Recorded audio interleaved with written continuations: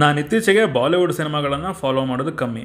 ಆದರೆ ಕೆಲವೊಂದು ಆ್ಯಕ್ಟರ್ಸ್ ಇದ್ದಾರೆ ಹಾಗೂ ಅದರ ಕಂಟೆಂಟ್ ಸ್ಟ್ರಾಂಗ್ ಇದೆ ಅಂದಾಗ ಮಾತ್ರ ಆ ಸಿನಿಮಾನ ನೋಡೋ ಮನಸ್ಸು ಮಾಡ್ತೀನಿ. ಯಾಕಂದರೆ ಅವರ ಫಿಲ್ಮೋಗ್ರಫಿ ಆ ಥರ ಇರುತ್ತೆ. ಯಸ್, ಹಾಯ್ ಹಲೋ ನಮಸ್ಕಾರ. ನೀವು ನೋಡ್ತಾ ಇದ್ದೀರಾ ನನ್ನ ಪ್ರಕಾರ Shaitaan, directed by Vikas Bahl. Ajay Devgn, Madhavan and Jyothika ಅವರು ಮೇನ್ ಲೀಡಾಗಿ ಕಾಣಿಸ್ಕೊಂಡಿರೋ ಸಿನಿಮಾ. ಹಿಂದಿ ಭಾಷೆಯಲ್ಲಿ ರಿಲೀಸ್ ಆಗಿದೆ ಆ್ಯಂಡ್ ನಾನು ನೋಡಿದ್ದು ಅದೇ ಭಾಷೆಯಲ್ಲಿ. ಮಾತಾಡೋಣ ಸಿನಿಮಾ ಕೊಟ್ಟಂತಹ ಎಕ್ಸ್ಪೀರಿಯನ್ಸ್ ಹೇಗಿತ್ತು, ನನಗೇನು ಇಷ್ಟ ಆಯಿತು, ನನಗೇನು ಕಷ್ಟ ಆಯಿತು ಅಂತೆಲ್ಲ. ಅದಕ್ಕಿಂತ ಮುಂಚೆ ಚಾನಲ್ಗೆ ಫಸ್ಟ್ ಟೈಮ್ ಬಂದಿದ್ರೆ ವಿಡಿಯೋನ ಫುಲ್ ನೋಡಿ, ಇಷ್ಟ ಆದರೆ ಮಾತ್ರ ಸಬ್ಸ್ಕ್ರೈಬ್ ಮಾಡಿಕೊಂಡು ಸಪೋರ್ಟ್ ಮಾಡಿ. ಶೈತಾನ್ ಸಿನಿಮಾದ ಒನ್ ಲೈನ್ ಸ್ಟೋರಿ ವಿಚಾರಕ್ಕೆ ಬಂದರೆ, ನಮ್ಮ ಕಬೀರ್ ಮತ್ತು ಅವನ ಫ್ಯಾಮಿಲಿ ವೆಕೇಷನ್ಗೆ ಅಂತ ಅವರ ಫಾರ್ಮ್ ಹೌಸ್ಗೆ ಹೋಗ್ತಾರೆ.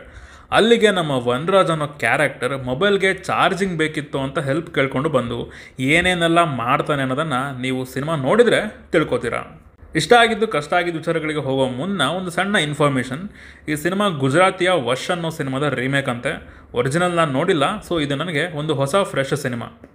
ಈಗ ಸಿನಿಮಾದಲ್ಲಿ ನನಗೆ ಇಷ್ಟ ಆಗಿದ್ದು ಇಲ್ಲಿನ ಪ್ಲಾಟ್ ಸಿಂಪಲ್ ಆಗಿದೆ. ಒಬ್ಬ ಮಾಟಗಾರ ಒಂದು ಮನೆಗೆ ಬಂದು ಅಲ್ಲಿ ಇರೋರಲ್ಲಿ ಒಬ್ಬರನ್ನು ವಶಪಡಿಸ್ಕೊಂಡು ಅವನಿಗೆ ಬೇಕಾಗಿದ್ದನ್ನು ಪಡ್ಕೊಳ್ಳೋದು.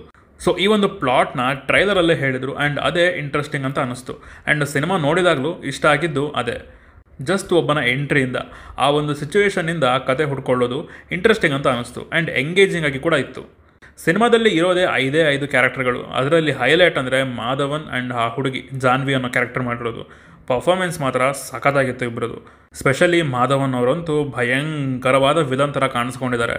ಆ ಕ್ಯಾರೆಕ್ಟರಲ್ಲಿ ಎಷ್ಟು ಇನ್ವಾಲ್ವ್ ಆಗಿದ್ದಾರೆ ಅಂದರೆ ಅವರು, ಯಪ್ಪ, ನಮಗೆ ನೋಡುವಾಗ ಕೆಟ್ಟ ಸಿಟ್ಟು ಬರೋಕ್ಕೆ ಶುರುವಾಗುತ್ತೆ. ಯಾಕೆ ಇಷ್ಟು ಕೆಟ್ಟದಾಗಿ ಬಿಹೇವ್ ಮಾಡ್ತಿದೆ ಈ ಕ್ಯಾರೆಕ್ಟರ್. ಈ ಕ್ಯಾರೆಕ್ಟರ್ ಬಿಹೇವಿಯರ್ನ ನೋಡಿ ಏನು ಬೇಕು ಈ ಕ್ಯಾರೆಕ್ಟರ್ಗೆ, ಕ್ಲೈಮ್ಯಾಕ್ಸ್ನಲ್ಲಿ ಇದನ್ನು ಹೇಗೆ ಡೀಲ್ ಮಾಡಿರ್ತಾರೆ ಅಂತ ನೋಡೋಕ್ಕೆ ಕಾಯ್ತಾ ಇರ್ತೀವಿ. ಇನ್ನು ಆ ಹುಡುಗಿಗೆ ಪರ್ಫಾರ್ಮ್ ಮಾಡೋಕ್ಕೆ ಸರಿಯಾಗಿ ಸ್ಪೇಸ್ ಸಿಕ್ಕಿದೆ. ಆ ಹುಡುಗಿ ಚೆನ್ನಾಗಿ ಪರ್ಫಾರ್ಮ್ ಕೂಡ ಮಾಡಿದ್ದಾರೆ. ಆ್ಯಂಡ್ ಆ ಹುಡುಗಿ ನೇಮ್ ಬಂದು ಜಾನ್ಕಿ ಬೋಡಿವಾಲಾ ಅಂತೆ. ನೆಕ್ಸ್ಟ್ ಇಲ್ಲಿದ್ದಂತಹ ಸ್ಕ್ರೀನ್ ಪ್ಲೇ ಒಂಥರ ಇಷ್ಟ ಆಯ್ತು ನನಗೆ. ಗ್ರಿಪ್ಪಿಂಗ್ ಆಗಿತ್ತು. ಕ್ಯಾರೆಕ್ಟರ್ಗಳಿಗೆ ಒಂದು ಥರ ಇಕ್ಕಟ್ಟಿನ ಪರಿಸ್ಥಿತಿ. ಅವ್ರು ಏನು ಮಾಡೋಕ್ಕೂ ಕಷ್ಟ, ಇರೋದ್ರಲ್ಲೇ ಫೈಟ್ ಮಾಡಬೇಕು. ಸೊ ಈ ಒಂದು ಸಿಚುವೇಷನಿಂದ ನಮಗೆ ನೋಡೋಕೆ ಒಂದು ಥರ ಥ್ರಿಲ್ಲಿಂಗ್ ಎಕ್ಸ್ಪೀರಿಯನ್ಸ್ ಸಿಗುತ್ತೆ, ಏನಾಗ್ಬೋದು ಮುಂದೆ ಅಂತ. ಬಟ್ ಮೇಜರ್ ಎಕ್ಸ್ಪೆಕ್ಟೇಷನ್ಸ್ ಇದ್ದಿದ್ದು ನನಗೆ ಕ್ಲೈಮ್ಯಾಕ್ಸ್ ಮೇಲೆ. ಅದ್ರ ಬಗ್ಗೆ ಮುಂದೆ ಮಾತಾಡೋಣ. Next setup and pay of. ಕೆಲವೊಂದು ಎಲಿಮೆಂಟ್ಸ್ಗೆ ಇದ್ದಂತಹ ಸೆಟಪ್ ಆ್ಯಂಡ್ ಪೇ ಆಫ್ ಇಷ್ಟ ಆಯಿತು. ಫೋನ್ದು ಸಿಂಪಲ್ ಅನಿಸಿದ್ರು ಕೂಡ ಆ ವಾಯ್ಸ್ ರೆಕಾರ್ಡರ್ ಇನ್ಸ್ಟ್ರೂಮೆಂಟು ಸಖತ್ತಾಗಿ ಹಿಡಿಸ್ತು. ಒಂದು ಕಡೆ ಪ್ರೆಡಿಕ್ಟೇಬಲ್ ಅನಿಸಿದ್ರು ಕೂಡ ಅವ್ರಿಗಿರೋ ಲಿಮಿಟೇಷನ್ಸಲ್ಲಿ ಇದನ್ನ ಬಿಟ್ಟು ಬೇರೆ ಏನೇ ಮಾಡೋಕ್ಕೆ ಹೋಗಿದ್ರು ಇಷ್ಟೊಂದು ಸ್ಯಾಟಿಸ್ಫೈ ಮಾಡೋಕ್ಕೆ ಆಗ್ತಿರಲಿಲ್ಲ ಅಂತ ಅನ್ಕೋತೀನಿ.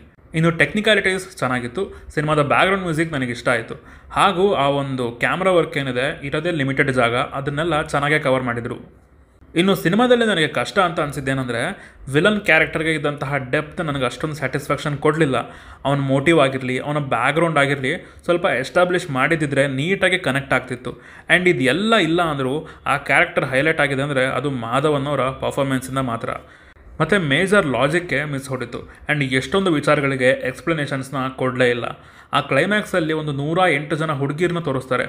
ಆದರೆ ಆ 100 ಜನನ ಹೆಂಗೆ ಕರ್ಕೊಂಡು ಬಂದ, ಇದೇ ಥರ ಕರ್ಕೊಂಡು ಬಂದ. ಬಟ್ ಅಷ್ಟೊಂದು ಜನ ಹುಡುಗಿರು ಕಾಣೆ ಆದರೆ ಅವ್ರ ಅಪ್ಪ ಅಮ್ಮ ಆಗಿರಲಿ, ಸಿಸ್ಟಮ್ ಆಗಿರಲಿ ಏನೂ ಆ್ಯಕ್ಷನ್ ತಗೊಳ್ಳಿಲ್ವಾ ಅಂತ ಅನ್ನಿಸ್ತು. ನಾನು ಯೂಶ್ವಲಿ ಅಷ್ಟೊಂದು ಲಾಜಿಕ್ನ ಕನ್ಸಿಡರ್ ಮಾಡೋದಿಲ್ಲ, ಬಟ್ ಇಲ್ಲಿ ಅದು ತುಂಬ ಎವಿಡೆಂಟಾಗಿ ಕಾಣಿಸ್ತಾ ಇತ್ತು. ಆ್ಯಂಡ್ ಅದನ್ನ ಯೋಚನೆ ಮಾಡಿದಾಗ ನನಗೆಲ್ಲೂ ಎಕ್ಸ್ಪ್ಲನೇಷನ್ ಅನ್ನೋದು ಸಿಗಲಿಲ್ಲ. ಹಾಗೆಯೇ ಇದರ ಎಂಡಿಂಗ್ ಫ್ಲ್ಯಾಟ್ ಆಗೋಯ್ತು. ನಾನು ವೆಯ್ಟ್ ಮಾಡ್ತಿದ್ದೆ ಇದರ ಕ್ಲೈಮ್ಯಾಕ್ಸ್ಗೆ, ಹೇಗೆ ಎಂಡ್ ಆಗುತ್ತೆ ಈ ಸಿನಿಮಾ ಅಂತ. ಆದರೆ ಅದೇ ಫ್ಲ್ಯಾಟ್ ಆಗೋಯ್ತು. ಯಾವುದೋ ಒಂದು ಹೈ ಮೂಮೆಂಟ್ ಸಿಗಲೇ ಇಲ್ಲ ಇಲ್ಲಿ. ಒಂದು ಪ್ರಾಪರ್ ಸ್ಯಾಟಿಸ್ಫೈ ಮಾಡೋ ಕ್ಲೋಸರ್ ಕೂಡ ಇಲ್ಲಿ ಸಿಗಲಿಲ್ಲ. ಯಾಕಂದರೆ ಅಷ್ಟೆಲ್ಲ ಆಟ ಆಡಿಸಿರೋ ವಿಲನ್ ಮೋಟಿವ್ ಆಗಿರಲಿ, ಆ ಕ್ಯಾರೆಕ್ಟರ್ನ ಎಂಡ್ ಮಾಡಿದ ರೀತಿ ಆಗಿರಲಿ ತುಂಬ ಫ್ಲ್ಯಾಟ್ ಆಗೋಯ್ತು. ನನ್ನ ಪ್ರಕಾರ ಇದೊಂದು ಡೀಸೆಂಟ್ ಒನ್, ಆರಾಮಾಗಿ ನೋಡ್ಬೋದು. ಕ್ಲೈಮ್ಯಾಕ್ಸ್ ಇನ್ನೊಂದು ಸ್ವಲ್ಪ ಬೆಟರ್ ಆಗ್ಬೋದಿತ್ತು.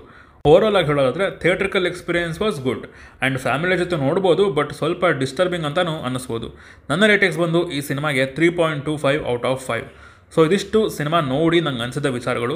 ನೀವೇನಾದರೂ ಸಿನಿಮಾನ ನೋಡಿದರೆ ನಿಮಗೇನು ಅನಿಸು ಅಂತ ಕೆಳಗಡೆ ಕಮೆಂಟ್ಸಲ್ಲಿ ತಿಳಿಸಿ. ಹಾಗೂ ನೀವು ನಮ್ಮನ್ನು ಇನ್ಸ್ಟಾಗ್ರಾಮ್ ಮತ್ತು ಟ್ವಿಟರ್ನಲ್ಲಿ ಕೂಡ ಫಾಲೋ ಮಾಡ್ಬೋದು ಸಿನಿಮಾದ ಅಪ್ಡೇಟ್ಸ್ಗಾಗಿ. ಸೊ ಸಿಗೋಣ ಮುಂದಿನ ವಿಡಿಯೋದಲ್ಲಿ. ಬಾಯ್.